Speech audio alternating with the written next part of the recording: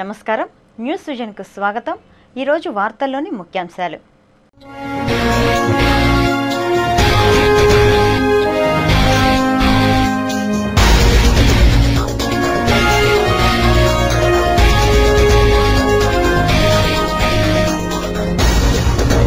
రెండు రోజుల పర్యటన నిమిత్తం జిల్లాకు విచ్చేసిన కేంద్ర హోం శాఖ మంత్రి తిరుపతిలో సునీల్ కుమార్ షిండేకు ఘనంగా పౌర సన్మానం।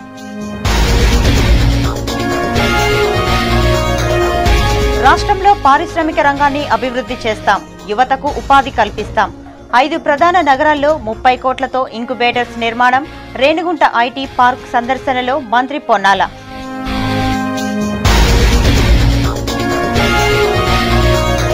తిరుపతి సెంట్రల్ బస్టాండ్ కు మహర్దశ, అంతర్జాతీయ స్థాయి ప్రమాణాలతో ఆధునీకరణకు చర్యలు। ఏపీఎస్ఆర్టీసీ ఈడీ రమణారావు వెల్లడి।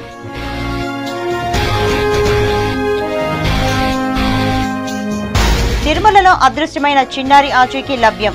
కళ్యాణకట్ట వద్ద 2 మహిళల్ని అదుపులోకి తీసుకున్న పోలీసులు। అర్బన్ ఎస్పీ సమక్షంలో చిన్నారిని తల్లిదండ్రులకు అప్పగింత।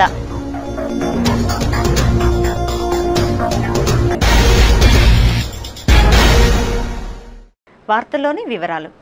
కేంద్ర హోంశాఖ మంత్రిగా పదవీ బాధ్యతలు చేపట్టి తొలిసారిగా తిరుపతికి విచ్చేసిన సునీల్ కుమార్ షిండేకు ఘనంగా పౌర సన్మానం జరిగింది। తిరుమల దర్శనార్థం తిరుపతికి విచ్చేసిన కేంద్ర హోంశాఖ మంత్రి సునీల్ కుమార్ షిండేకు రేణిగుంట విమానాశ్రయంలో ఘన స్వాగతం లభించింది। అక్కడి నుంచి ఆయన నేరుగా శ్రీకాళహస్తికి బయలుదేరి వెళ్లి శ్రీకాళహస్తీశ్వరుని దర్శించుకున్నారు। దర్శన అనంతరం మంత్రి తిరుపతికి విచ్చేశారు। స్థానిక ఓ ప్రైవేట్ కళ్యాణ మండపంలో ఏర్పాటు చేసిన పౌర సన్మాన కార్యక్రమానికి విచ్చేసిన సునీల్ కుమార్ షిండేకు తిరుపతి పార్లమెంట్ సభ్యులు చింతామోహన్, జిల్లా ఇన్ఛార్జి మంత్రి పార్థసారథి సాదర స్వాగతం పలికారు। అర్చకుల మంత్రోచ్చరణలు, మంగళ వాయిద్యాలతో ఆయన్ను సభామందిరానికి సాంప్రదాయబద్ధంగా తీసుకొచ్చారు। ఎంపీ చింతామోహన్ ఆధ్వర్యంలో జరిగిన ఈ సన్మాన కార్యక్రమానికి మంత్రులు గల్ల అరుణకుమారి, కన్నాల లక్ష్మీనారాయణ, పొన్నాల లక్ష్మయ్య, పీతాని సత్యనారాయణ, రామచంద్రయ్య, ఎంపీలు రాజయ్య, మధు యాష్కి గౌడ్, కనుమూరి బాపిరాజు, మాజీ మంత్రి రెడ్డివారి చెంగారెడ్డి, మాజీ ఎంపీ మోహన్ బాబు తదితరులు విచ్చేసి మంత్రి సునీల్ కుమార్ షిండే సేవలను కొనియాడారు। కేంద్ర మంత్రి సునీల్ కుమార్ షిండే స్ఫూర్తితో తామంతా రాష్ట్రానికి అత్యుత్తమ సేవలు అందించి రాష్ట్ర ప్రగతికి కృషి చేస్తామని ఉద్ఘాటించారు।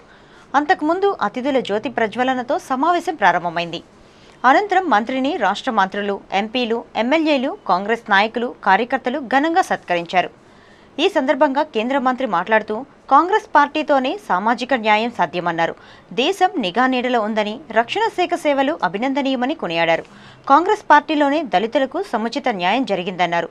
ప్రజా సంక్షేమమే ధ్యేయంగా కాంగ్రెస్ ప్రభుత్వం పనిచేస్తుందన్నారు। ఈ కార్యక్రమంలో నగర కాంగ్రెస్ నాయకులు, కార్యకర్తలు, ప్రజలు పాల్గొన్నారు।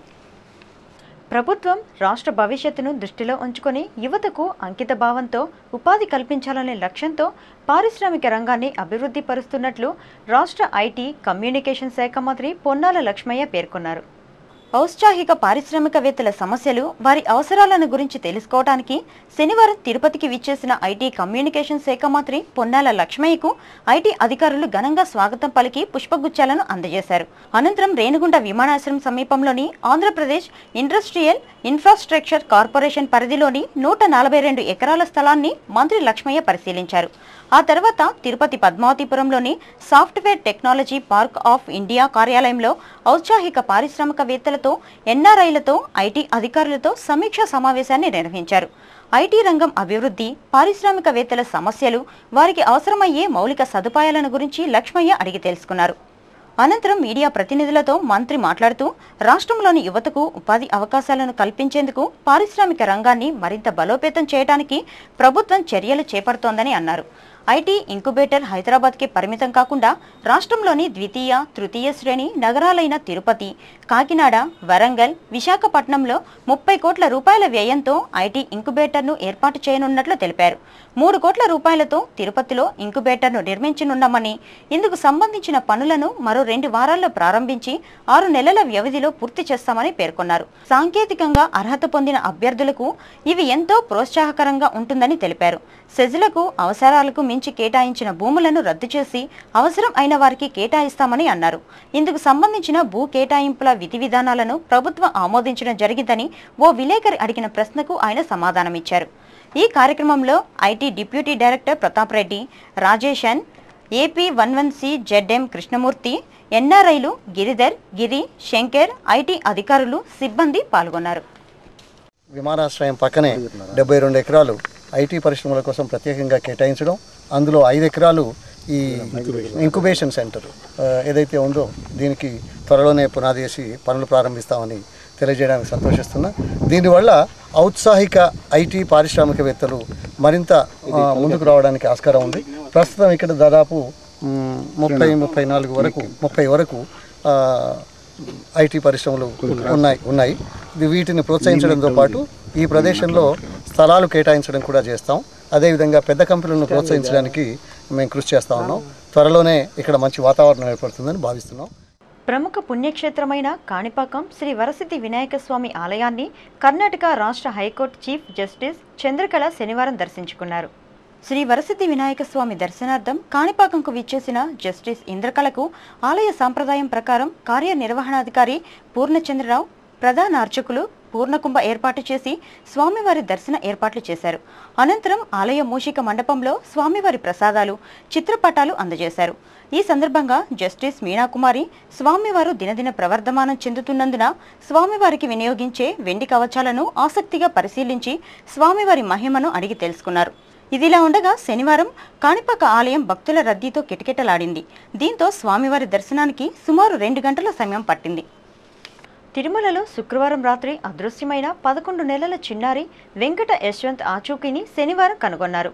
కేసును ప్రతిష్టాత్మకంగా తీసుకున్న తిరుమల పోలీసులు 24 గంటల్లో కేసును ఛేదించి వారి తల్లిదండ్రులకు సురక్షితంగా అప్పగించారు.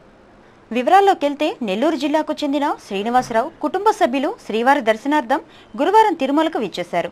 శుక్రవారం శ్రీవారిని దర్శించుకొని సాయంత్రం స్థానిక మాధవ నిలయం 2వ ఉచిత సముదాయంలో విశ్రాంతికి ఉపక్రమించారు.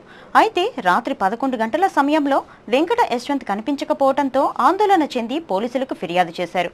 అర్బన్ ఎస్పీ ఆదేశాల మేరకు డీఎస్పీ క్రింది స్థాయి సిబ్బందితో గాలింపులు చేపట్టారు. సీసీ కెమెరాల ఆధారంగా బాబు రూపురేఖలను గుర్తించి కళ్యాణకట్ట వద్ద 2 మహిళల చెంత ఉన్న చిన్నారిని గుర్తించి వారిని అదుపులోకి తీసుకున్నారు.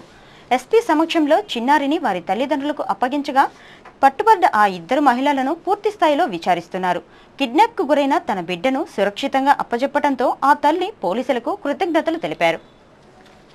11 నెలల బాబు నిన్న PSC 2 నుంచి అతన్ని కొందరు తస్కరించడం జరిగింది. దాని మీద అంటే ఇందులో కొంత మాకు ఇన్ఫర్మేషన్ రావడం కూడా డిలే అయింది. బట్ వచ్చినప్పటి నుంచి కూడా పోలీసు పెద్ద ఎత్తున ఒక ప్రెస్టీజియస్గా తీసుకొని అక్కడ నుంచి మనకి CCTV ఫుటేజ్ కొంత అవైలబుల్ అయింది. దాన్ని ప్రాసెస్ చేసుకొని ఆ పిక్చర్స్ ఆధారంగా ప్లస్ పిల్లవాడి డ్రెస్ ఒకటి రూపురేఖల ఆధారంగా సెర్చ్ కంటిన్యూ చేయడం జరిగింది. ఇవాళ మార్నింగ్ మల్లికార్జున SI అది కంటిన్యూ చేస్తున్నారు. కోటి అనే కానిస్టేబుల్ ఈ లేడీని ఈ బాబుని తీసుకొని ఉండగా మన కళ్యాణకట్ట దగ్గర ఐడెంటిఫై చేయడం జరిగింది. LRS స్కీమ్ ద్వారా అనధికార లేఅవుట్లు, నివేశ స్థలాల క్రమబద్ధీకరణ పేరుతో తుడా అధికారులు ప్రజల నుంచి వసూలు చేస్తున్న పైకాన్ని కంతుల వారీగా చెల్లించుటకు అవకాశం కల్పించాలని కోరుతూ బీజేపీ నాయకులు తుడా వీసీకి వినతి పత్రం సమర్పించారు. LRS స్కీమ్ నందు చెల్లించవలసిన పైకాన్ని ఒకేసారి కట్టాలని తిరుపతి పట్టణాభివృద్ధి సంస్థ అధికారులు ప్రజలపై ఒత్తిడి తేవటంతో ఆందోళనకు గురైన నగర ప్రజలు జీవో ప్రకారం కంతుల వారీగా పైకాన్ని చెల్లించే అవకాశాన్ని కల్పించాలని కోరుతూ శనివారం బీజేపీ నాయకులతో కలిసి తుడా వీసీ పెంచల్ రెడ్డికి వినతి పత్రం సమర్పించారు. తిరుపతి APSRTC బస్ స్టేషన్ను అంతర్జాతీయ స్థాయి ప్రమాణాలతో ఆధునీకరించనున్నామని ఆ సంస్థ ఎగ్జిక్యూటివ్ డైరెక్టర్ జీవీ రమణారావు వెల్లడించారు.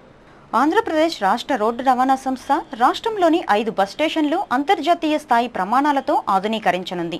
అందులో హైదరాబాద్లోని మహాత్మాగాంధీ బస్ స్టేషన్, సికింద్రాబాద్లోని జూబ్లీ బస్ స్టేషన్, విజయవాడలోని పండిట్ నెహ్రూ బస్ స్టేషన్, విశాఖపట్నంలోని ద్వారా బస్ స్టేషన్, తిరుపతిలోని సెంట్రల్ బస్ స్టేషన్లు మోడల్ బస్ స్టేషన్లుగా తీర్చిదిద్దడానికి APSRTC చర్యలు చేపట్టనుంది. అందులో భాగంగా శనివారం తిరుపతి RTC రీజనల్ మేనేజర్ కార్యాలయంలో ఆ సంస్థ ఎగ్జిక్యూటివ్ డైరెక్టర్ జీవీ రమణారావు చిత్తూరు, నెల్లూరు, ఒంగోలు జిల్లాలకు సంబంధించిన RTC, RM, deputy CTM, CME, chief accountant, CAO, DM అధికారులతో సమీక్ష సమావేశాన్ని నిర్వహించారు. అనంతరం ఏర్పాటు చేసిన విలేకరుల సమావేశంలో ఆయన మాట్లాడుతూ రోజురోజుకు పెరుగుతున్న ప్రయాణికులను దృష్టిలో ఉంచుకొని వారి సౌకర్యార్థం రాష్ట్రంలోని 5 ఆర్టీసీ బస్ స్టేషన్లను ఆధునీకరించడానికి చర్యలు చేపట్టామని చెప్పారు. ముఖ్యంగా తిరుపతి ప్రముఖ పర్యాటక కేంద్రంగా బాసిల్లుతున్న నేపథ్యంలో ఇక్కడున్న ఆర్టీసీ సెంట్రల్ బస్ స్టేషన్ను మోడల్ బస్ స్టేషన్గా తీర్చిదిద్దనున్నామని తెలిపారు. ప్రభుత్వం ఇప్పటికే ఓ ప్రణాళికను సిద్ధం చేసిందని పేర్కొన్నారు. తిరుపతి ఆర్టీసీ బస్టాండ్ మరమ్మతుల నిమిత్తం 17 లక్షల రూపాయలు, మౌలిక సదుపాయాల కల్పనకు 28 లక్షల రూపాయలను మంజూరు చేసిందన్నారు. త్వరలో తిరుపతి ఆర్టీసీ బస్ స్టేషన్ను రత్నాలు పొదిగిన కిరీటంలా తీర్చిదిద్దుతామని ఆయన వివరించారు. ప్రయాణికుల సౌకర్యార్థం ముఖ్యమైన ప్రదేశాలలో సూచిక బోర్డులను కూడా ఏర్పాటు చేస్తున్నామని చెప్పారు.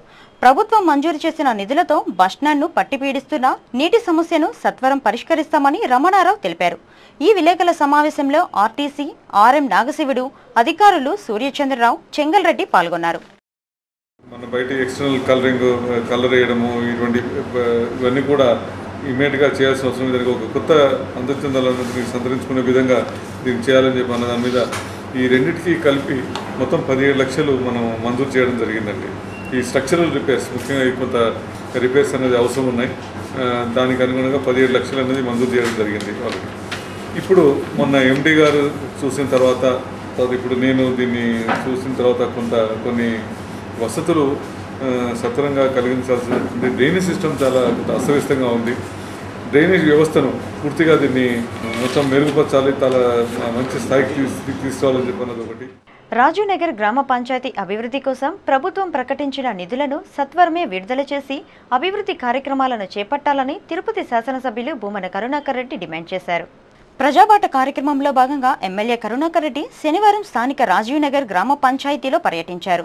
స్థానికంగా నెలకొని ఉన్న సమస్యలను పంచాయతీ ప్రజలను అడిగి తెలుసుకున్నారు. పంచాయతీలో మురుగు కాలువలు, డ్రైనేజీ వ్యవస్థ లేదని, దీంతో తాము తీవ్ర ఇబ్బందులు ఎదుర్కొంటున్నామని అక్కడ ప్రజలు ఆయనకు మొరపెట్టుకున్నారు. కరుణాకర్ రెడ్డి పర్యటించిన ప్రతి వార్డులోని ప్రజలు తమ సమస్యలను వినతి పత్రాల ద్వారా విన్నవించారు. స్పందించిన ఎమ్మెల్యే 2004 వరకు ప్రజలందరూ ఓపిక పట్టాలని, రానున్న అసెంబ్లీ ఎన్నికల్లో రాష్ట్రానికి కాబోయే ముఖ్యమంత్రి జగన్ అని, అంతవరకు అందరూ సహనం పాటించాలని ఆయన కోరారు. వైఎస్ఆర్సీపీ అధికారంలోకి వచ్చిన వెంటనే ప్రజా సమస్యలను పరిష్కరిస్తామని భరోసా ఇచ్చారు. ఈ సందర్భంగా ఎమ్మెల్యే మాట్లాడుతూ రాజీవ్నగర్ పంచాయతీకి మౌలిక సదుపాయాలను కల్పించడంలో కాంగ్రెస్ ప్రభుత్వం పూర్తిగా విఫలమైందని ఆరోపించారు. పంచాయతీ ప్రజలకు ఇంటి పట్టాలు ఇచ్చారు గాని వారికి ఇంతవరకు స్థలాన్ని చూపకపోవడం అధికారుల నిర్లక్ష్యానికి నిదర్శనమని మండిపడ్డారు. పాలకులు పంచాయతీ అభివృద్ధి పనుల కోసం ఆర్భాటంగా శిలాఫలకాలు ఏర్పాటు చేశారని, అవి శిథిలావస్థకు చేరుకున్నా పట్టించుకునే నాదుడే లేరని ధ్వజమెత్తారు. ప్రభుత్వం వెంటనే స్పందించి సమస్యలను పరిష్కరించాలని, లేని పక్షంలో ప్రజా ఆగ్రహానికి గురికాక తప్పదని ఆయన హెచ్చరించారు. ఈ కార్యక్రమంలో వైఎస్ఆర్సీపీ నాయకులు, కార్యకర్తలు, మహిళా నాయకురాలు పాల్గొన్నారు. కృష్ణారెడ్డి కాలనీ ఎస్టీ వాసులకు వెంటనే ఇంటి పట్టాలను మంజూరు చేయాలని మల్లంగుంట పంచాయతీ మాజీ ప్రజాప్రతినిధులు డిమాండ్ చేశారు. తిరుపతి రూరల్ మండలం మల్లంగుంట పంచాయతీ కృష్ణారెడ్డి కాలనీ ఎస్టీ వాసులకు ఇంటి పట్టాలు మంజూరు చేయాలని కోరుతూ ఆ పంచాయతీ మాజీ ప్రజాప్రతినిధులు ఎస్టీ ప్రజలతో కలిసి శనివారం స్థానిక ఎంఆర్ఓ కార్యాలయం వద్ద నిరాహార దీక్షకు పూనుకున్నారు. కాంగ్రెస్ ప్రభుత్వానికి వ్యతిరేకంగా నినాదాలు చేశారు. ఈ సందర్భంగా మాజీ ఎంపీపీ తిరుమలయ్య, మల్లంగుంట గ్రామ పంచాయతీ మాజీ సర్పంచ్ ఉపేంద్రరెడ్డి సిటీ ఛానల్తో మాట్లాడుతూ 2009 ఎన్నికల్లో మంత్రి గల్లా అరుణకుమారి తన రాజకీయ లబ్ధి కోసం తమ పంచాయతీ ప్రజలకు ఇంటి పట్టాలు ఇస్తామని మభ్యపెట్టారని ఆరోపించారు. ఎన్నికల సందర్భంగా తూతూ మంత్రంగా కొందరికి పట్టాలు ఇచ్చి చేతులు దులుపుకున్నారని చెప్పారు. అనంతరం జరిగిన రాజకీయ పరిణామాల నేపథ్యంలో మంత్రి తమ పంచాయతీపై వివక్షత చూపుతూ కక్ష సాధింపు చర్యలకు పాల్పడుతోందని వారు విమర్శించారు. ఎన్నికల సమయంలో మంత్రి ఇచ్చిన హామీను నిలబెట్టుకోవాలని, లేని పక్షంలో ప్రత్యక్ష పోరాటాలకు సిద్ధపడతామని హెచ్చరించారు. ఈ నిరసన కార్యక్రమంలో ఆ పంచాయతీ మాజీ ఎంపీటీసీలు చంద్రశేఖర్ రెడ్డి, మునీశ్వర్ రెడ్డి, లోకనాథ్ రెడ్డి, మాధవరెడ్డి, మాజీ సర్పంచ్ ప్రసన్న, పంచాయతీ ప్రజలు పాల్గొన్నారు. ఎస్టీ కృష్ణారెడ్డి కాలంలో ఇల్లు నిర్మించుకొని 1994 నుంచి ఇప్పటిదాకా కాపురాల నుండి ప్రతి ఒక్కరికి ఇళ్ల పట్టాలు ఇచ్చి మంజూరు పక్కా ఇల్లు నిర్మించాలనేసి కోరుచున్నాం. మంత్రి గారు ఏ హామీ అయితే ఇచ్చారో ఆ హామీని వెంటనే నెరవేర్చించాలని, అదేవిధంగానే ఎస్టీలకైనటువంటి యానాదులకు వచ్చింది న్యాయం చేకూర్చాలని, పట్టాలు ఇచ్చేంత వరకు ఇక్కడ నుంచి లేచిపోయే ప్రసక్తి లేసింది, పట్టాలతోనే ఇక్కడ నుంచి కలుతాల్సింది మేము తెలియపరుస్తున్నాం. లేకపోతే తీవ్రమైన పరిణామాలు ఎదుర్కోవాల్సి వస్తుంది. కార్మికుల సమస్యల పరిష్కారం కోసం, వారి సంక్షేమం కోసం కార్మిక సంఘాలు ఐక్య పోరాటాలకు సిద్ధం కావాలని ఐఎన్టీయూసీ జిల్లా అధ్యక్షులు రత్నకుమార్ పిలుపునిచ్చారు. శనివారం తిరుపతి ప్రెస్ క్లబ్లో ఏర్పాటు చేసిన విలేకరుల సమావేశంలో ఆయన మాట్లాడుతూ, ఇటీవల హైదరాబాద్లో జరిగిన ఐఎన్టీయూసీ 17వ వార్షికోత్సవంలో కార్మిక సమస్యల పరిష్కారం కోసం పలు తీర్మానాలు చేయడం జరిగిందని ఆయన పేర్కొన్నారు. కాంట్రాక్టు లేబర్ విధానాన్ని రద్దు చేసి కాంట్రాక్టు కార్మికులకు శాశ్వత ఉద్యోగాలతో సమాన జీతాలు, వసతులు కల్పించాలి. కేంద్ర కార్మిక సంఘాలతో సయోధ్యతో కలిసి పనిచేయాలి. అసంఘటిత కార్మికులకు భద్రత కల్పించాలి. ప్రతి కార్మికుడికి 10,000 రూపాయలను కనీస వేతనంగా చెల్లించాలని ప్రధాన డిమాండ్ల సాధనం కోసం భవిష్యత్తు కార్యాచరణ రూపొందించడం జరిగిందన్నారు. కార్మికుల సంక్షేమం కోసం అన్ని కేంద్ర కార్మిక సంఘాలు ఐక్య పోరాటాలకు సిద్ధమై కేంద్ర, రాష్ట్ర ప్రభుత్వాలు అనుసరిస్తున్న కార్మిక వ్యతిరేక విధానాలకు చెక్ పెట్టడానికి కృషి చేయాలని కోరారు. ఐఎన్టీయూసీని మరింత పటిష్టం చేయడానికి కార్మిక సంఘాలలోని నాయకులనే కార్యవర్గంలో సభ్యులుగా తీసుకోవడం జరిగిందని తెలిపారు. ఎస్పీడీసీఎల్ 327 నాయకులు బాలచంద్రబాబును ఆర్గనైజింగ్ సెక్రటరీగా ఏడీ భోజరాజు, సుబ్రహ్మణ్యంలను ప్రత్యేక ఆహ్వానితులుగా రాష్ట్ర కమిటీ ఎంపిక చేసినట్లు ఆయన పేర్కొన్నారు. ఈ విలేకరుల సమావేశంలో జిల్లా ప్రధాన కార్యదర్శి మోహన్ రెడ్డి, నరసింహప్రసాద్, బాబు తదితరులు పాల్గొన్నారు. అగ్నిసాక్షిగా తాళికట్టిన భర్తే భార్యను అతి కిరాతకంగా మెడకు తాడును బిగించి హత్య చేశాడు. శనివారం ఉదయం చిత్తూరు పట్టణం చామంచిపురంలో హత్య సంచలనం కలిగించింది. చామంచిపురంకు చెందిన మౌలాకు తమిళనాడు రాష్ట్రం తూత్తికుడి గ్రామానికి చెందిన బషీరా బేగంతో 6 ఏళ్ల క్రితం వివాహం జరిగింది. వీరికి 2 పిల్లలు. మౌలా ఆటో డ్రైవర్ వ్యసనాలకు బానిసై ప్రతిరోజు బషీరా బేగంను డబ్బుల కోసం వేధించేవాడని తెలిసింది. ఈ నేపథ్యంలో 2 రోజులుగా భార్యాభర్తల మధ్య ఘర్షణలు తారస్థాయికి చేరటంతో మౌలా ఉదయం 10:30 మద్యం సేవించి ఇంటికి వచ్చి భార్యతో ఘర్షణ పడ్డాడు. దీంతో నైలాన్ తాడుతో ఉరివేసి హత్య చేశాడు. గతంలో కూడా మౌలా బషీరా బేగం చెల్లెల్ని కూడా అత్యాచారం చేసి హత్య చేసినట్లు తెలిసింది. అయితే ఈ విషయం పోలీసులకు ఫిర్యాదు అందలేదు. ఈ మేరకు 1 టౌన్ పోలీసులు కేసు నమోదు చేసుకుని మృతురాలి శవానికి పోస్టుమార్టం నిమిత్తం చిత్తూరు ప్రభుత్వ ఆసుపత్రికి తరలించారు. రచ్చబండ కార్యక్రమంలో తెల్ల రేషన్ కార్డుకు దరఖాస్తు చేసుకుని కూపన్లు పొందిన అభ్యర్థులు కుటుంబ సభ్యులతో కలిసి తీసుకున్న ఫోటోను సంబంధిత డీలర్కు అందజేయాలని పౌర సంబంధాల సహాయ సరఫరా అధికారి శివశంకర్ రెడ్డి ఓ ప్రకటనలో తెలిపారు. రచ్చబండలో తెల్ల రేషన్ కార్డులకు దరఖాస్తు చేసుకుని కూపన్లు పొందినవారు వారి కుటుంబ సభ్యులతో కలిసి తీయించుకున్న ఫోటోకు జిరాక్స్ కూపన్ కాపీని జతపరిచి సంబంధిత డీలర్కు ఈ నెల 20వ తేదీలోపు అందజేయాలని తెలిపారు. 20వ తేదీలోపు అందజేసిన లబ్ధిదారులకు నవంబర్లో తెల్ల రేషన్ కార్డులను మంజూరు చేస్తామని శివశంకర్ రెడ్డి పేర్కొన్నారు. పున్నమి వెన్నెల్లో మలయప్ప స్వామి గరుడ వాహనంపై మాడ వీధుల్లో విహరిస్తూ భక్తులకు దర్శన భాగ్యాన్ని కల్పించారు. శ్రీవారి బ్రహ్మోత్సవాల తరహాలో శుక్రవారం తిరుమలలో పున్నమి గరుడ సేవను నిర్వహించారు. ప్రతి నెల పౌర్ణమి రోజున తిరుమలలో ప్రత్యేక గరుడ సేవను నిర్వహించడం ఆనవాయితీగా వస్తోంది. బ్రహ్మోత్సవం తరహాలో గరుడ సేవను టీటీడీ అత్యంత వైభవంగా నిర్వహించింది. వాహనానికి రక్షణ వలయంగా వేద విద్యార్థులు ముందుకు నడవగా భక్తుల పట్ల సున్నితంగా వ్యవహరిస్తూ వారిని క్రమబద్ధీకరించే ప్రయోగాన్ని చేశారు. భక్తులకు ఎలాంటి ఇబ్బందులు కలగకుండా ఉండేలా అధికారులు జాగ్రత్తలు చేపట్టారు. ఏడుకుండలవాడ వెంకటరమణ గోవింద గోవింద, ఏడుకుండలవాడ వెంకటరమణ గోవింద గోవింద.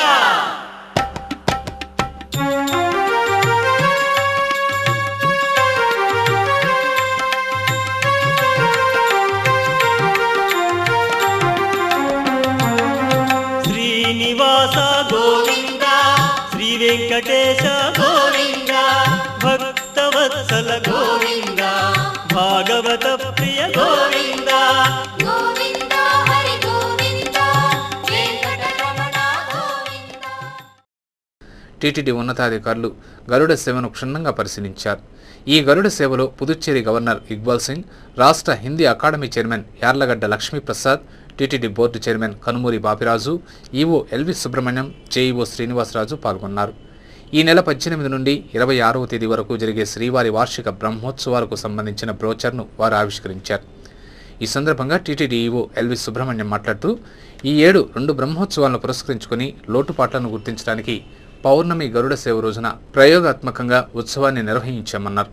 బ్రహ్మోత్సవాల్లో అటు వీఐపీలకు ఇటు భక్తులకు ఎలాంటి ఇబ్బందులు తలెత్తకుండా క్రమబద్ధీకరించాలన్నది ప్రయోగాత్మకంగా పరిశీలించడం జరిగిందన్నారు. ఈ వాహన సేవలో టీటీడీ అధికారులు, సిబ్బంది, భక్తులు పాల్గొన్నారు.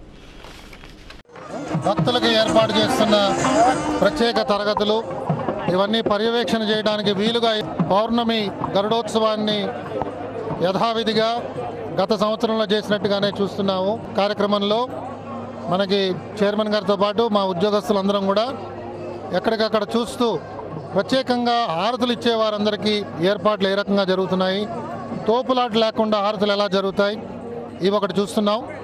మనకింకా ఒకటి రెండు విషయాల్లో జాగ్రత్తలు తీసుకోవాల్సి ఉన్నది అని ఇప్పటికే విశదమైనది. వాహనం చుట్టూతా ఉన్న మన వేద విద్యార్థులందరికీ కూడా వారి ఏర్పాటు ఒకటి, అలాగే ఇన్నర్ కారిడారు ఏర్పాటు చేస్తున్నాం. మీరు ఇప్పటికే చూస్తున్నారు. దాని మీద భక్తులు ఎవరికి కూడా అజాగ్రత్త వల్ల ఎవరికి హాని జరగకూడదు కాబట్టి అక్కడ కొంత లైటింగ్ కూడా ఇంప్రూవ్ చేయాలన్నది ఇప్పటికే మనకి వచ్చిన నివేదిక. అలాగే రాబో బ్రహ్మోత్సవాల్లో కూడా మనందరం కలిసి స్వామివారి యొక్క వైభవాన్ని ప్రపంచం అంతటికీ కూడా చూపించడానికి మన ప్రయత్నం మనం చేద్దామని ప్రభుత్వ శాఖలు శ్రీ వరసిద్ధి వినాయక మహోత్సవ కమిటీ సమన్వయంతో వినాయక చవితి మహోత్సవ నిమజ్జనాన్ని విజయవంతం చేయనున్నామని తిరుపతి పట్టణాభివృద్ధి సంస్థ ఉపాధ్యక్షుడు సిహెచ్ పెంచల్ రెడ్డి వెల్లడించారు. ప్రభుత్వ శాఖల అధికారులు శ్రీ వరసిద్ధి వినాయక మహోత్సవ కమిటీ సభ్యులతో తుడా వీసీ పెంచల్ రెడ్డి శనివారం స్థానిక తిరుపతి పట్టణాభివృద్ధి సంస్థ కార్యాలయంలో వినాయక స్వామివారి నిమజ్జనంపై సమీక్ష సమావేశాన్ని నిర్వహించారు. శ్రీ వరసిద్ధి వినాయక మహోత్సవ కమిటీ ఆధ్వర్యంలో జరిగిన ఈ సమావేశానికి పోలీస్ శాఖ, టీటీడీ, నగరపాలక సంస్థ, రెవెన్యూ శాఖ, APSRTC, medical and health, excise, irrigation, tourism, electricity, fire శాఖల అధికారులు హాజరయ్యారు.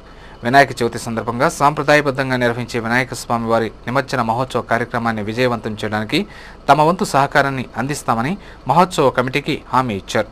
ఈ సందర్భంగా తుడా వీసీ పెంచల్ రెడ్డి ఆయా శాఖలకు సంబంధించిన విధులను విభజిస్తూ అన్ని శాఖల అధికారులు చిత్తశుద్ధితో తమ కర్తవ్యాన్ని నిర్వహించి వినాయక స్వామివారి నిమజ్జన మహోత్సవ కార్యక్రమాన్ని విజయవంతం చేద్దామని పిలుపునిచ్చారు.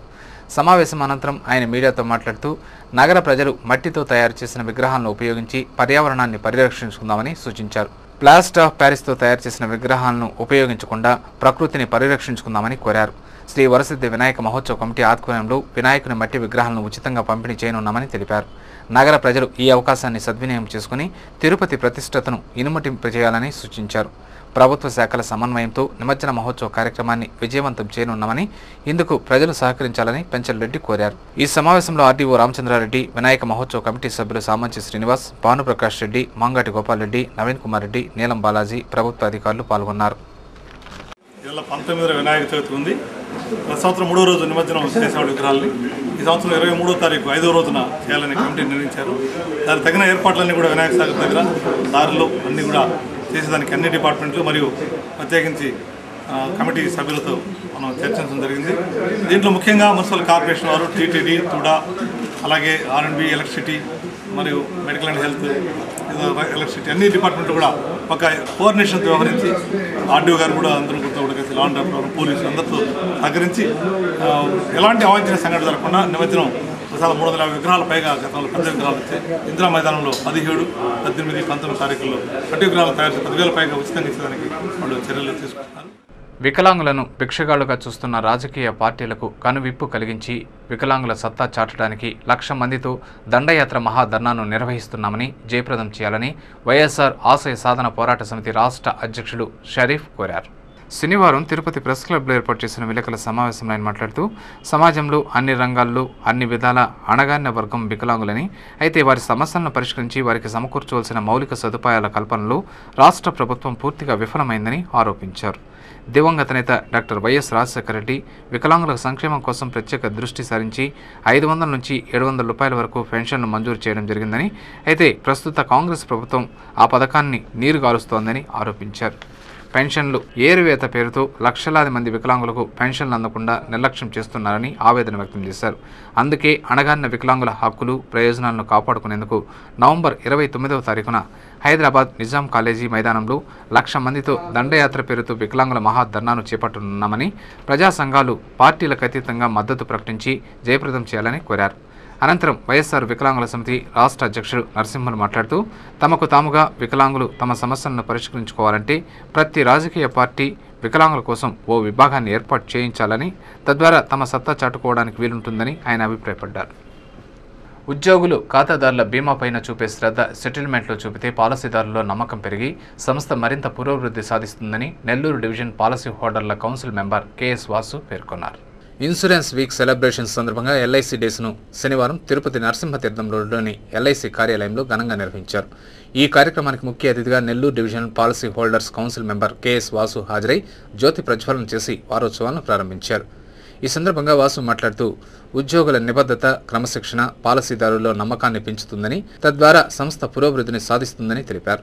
జీవిత బీమాకు సరైన నిర్వచనం ఎల్ఐసిఏనని 1956లో ప్రారంభమై 56 వసంతాలు పూర్తి చేసుకోవడం అందుకు సరైన నిదర్శనమన్నారు. మార్కెట్లో 80% పైగా ఎల్ఐసికి షేర్ ఉందంటే ఆ ఘనత ఆ సంస్థలో పనిచేస్తున్న సిబ్బందికే దక్కుతుందని పేర్కొన్నారు. మిగతా కంపెనీలో ఎట్లా తప్పించుకుంటాం, ఎలా ఎగ్గొడతారని ఆలోచిస్తారు.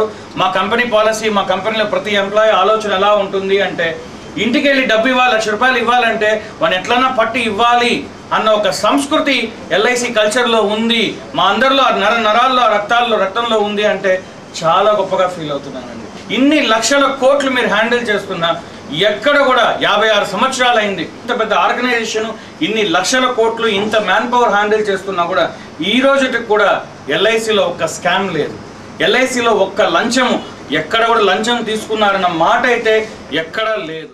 అనంతరం తిరుపతి ఎల్ఐసి 1 బ్రాంచ్ మేనేజర్ జయప్రసాదరావు మాట్లాడుతూ ఎల్ఐసి 56 వసంతాల సుదీర్ఘ కాలంలో ఎలాంటి పొరపాట్లు చేయకుండా పాలసీదారుల్లో నమ్మకాన్ని కలిగించి ప్రపంచంలోని అతిపెద్ద బీమా సంస్థగా గుర్తింపు పొందడం ఆనందదాయకమన్నారు.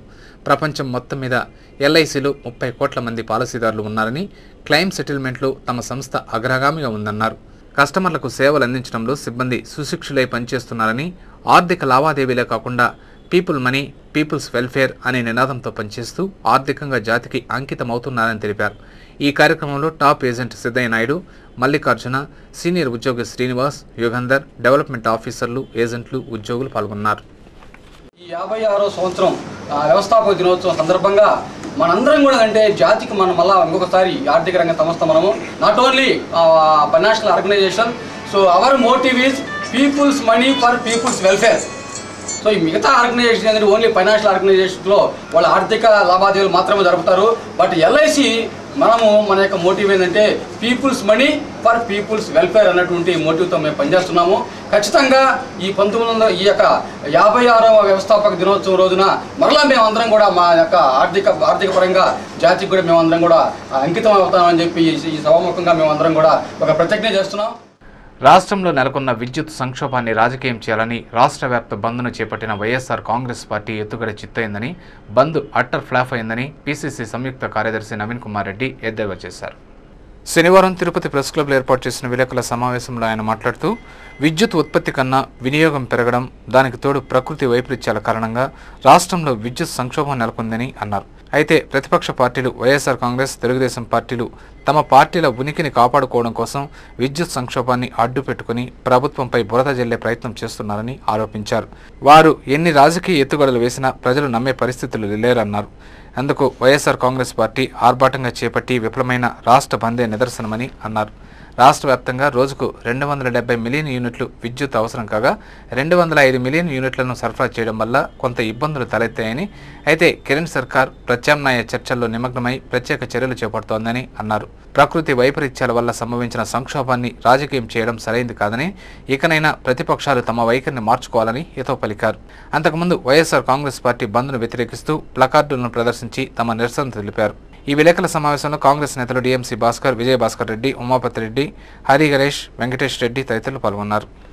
ఈ ప్రతిపక్ష నాయకులు కేవలం వర్షాలు పడితే కాంగ్రెస్ పార్టీకి మంచి పేరు వస్తుంది, కిరణ్ కుమార్ రెడ్డి గారు ఈ విద్యుత్ సంక్షోభం నుంచి బయటపడతారనే ఒక దురాలోచనతో ఈరోజు ప్రతి చిన్న విషయాన్ని కూడా భూతత్వంలో చూపిస్తూ ప్రజల అవసరాలని తమ రాజకీయాలకు అనుగుణంగా మలుచుకోవడం అనేది నిజంగా సిగ్గుచేటుగా మేము తెలియజేసుకుంటున్నాం. ఈరోజు వైఎస్ఆర్ కాంగ్రెస్ పార్టీ బంద్ను చూస్తే నిజంగా ఆశ్చర్యం వేస్తుంది. గుడ్డెద్దు చేన్లో పడినట్టు ఈరోజు ఎందుకు సంక్షోభం వచ్చింది అనే ఆలోచన కూడా లేకుండా ఈరోజు వాళ్ళు బంద్కు పిలుపునివ్వడం అనేది చాలా అనాలోచితమైన నిర్ణయం. ఇది తిరుమలలో భక్తుల రద్దీ కొనసాగుతోంది. శనివారం సాయంత్రం వరకు సుమారు 49,000 మంది భక్తులు శ్రీవారిని దర్శించుకోగా ఇంకా 30కి పైగా కంపార్ట్మెంట్లలో వేచి ఉన్నారు. సర్వదర్శనం ద్వారా దర్శనానికి వెళ్లే భక్తులు 31 కంపార్ట్మెంట్లలో వేచి ఉండగా వీరికి 17 గంటల సమయం పడుతుందని, అలాగే 4 కంపార్ట్మెంట్లలో వేచి ఉన్న దివ్యారామ దర్శనం ద్వారా దర్శనానికి వెళ్లే భక్తులకు 2 గంటల సమయం పడుతుందని అధికారులు అంచనా వేస్తున్నారు. అద్దె గదులు, సేవా టికెట్ల విషయానికి వస్తే ఉచిత గదులు 2, 50 రూపాయల గదులు 3, 100 రూపాయల గదులు 1 ఖాళీగా ఉన్నాయి. సహస్ర దీపాలంకరణ సేవా టికెట్లు 212, వసంతోత్సవ టికెట్లు 176 ఉన్నాయి. అందుబాటులో ఉండే సేవా టికెట్లను విజయ బ్యాంకులో పొందవచ్చు.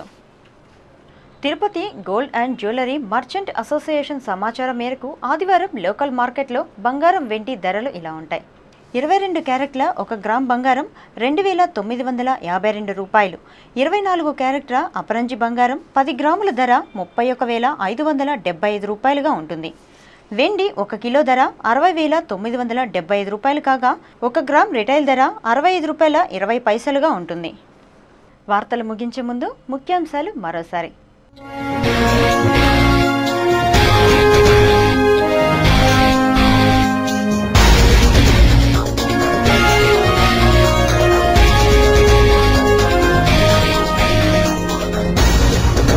రెండు రోజుల పర్యటన నిమిత్తం జిల్లాకు విచ్చేసిన కేంద్ర హోంశాఖ మంత్రి.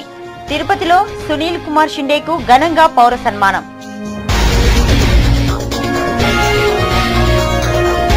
రాష్ట్రంలో పారిశ్రామిక రంగాన్ని అభివృద్ధి చేస్తాం, యువతకు ఉపాధి కల్పిస్తాం. 5 ప్రధాన నగరాల్లో 30 కోట్లతో ఇంక్యుబేటర్స్ నిర్మాణం. రేణిగుంట ఐటీ పార్క్ సందర్శనలో మంత్రి పొన్నాల.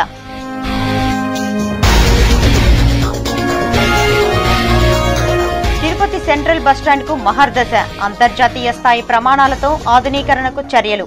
ఏపీఎస్ఆర్టీసీ ఈడీ రమణారావు వెల్లడి.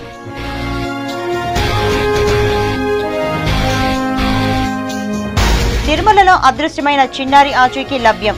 కళ్యాణకట్ట వద్ద 2 మహిళల్ని అదుపులోకి తీసుకున్న పోలీసులు. అర్బన్ ఎస్పీ సమక్షంలో చిన్నారిని తల్లిదండ్రులకు అప్పగింత.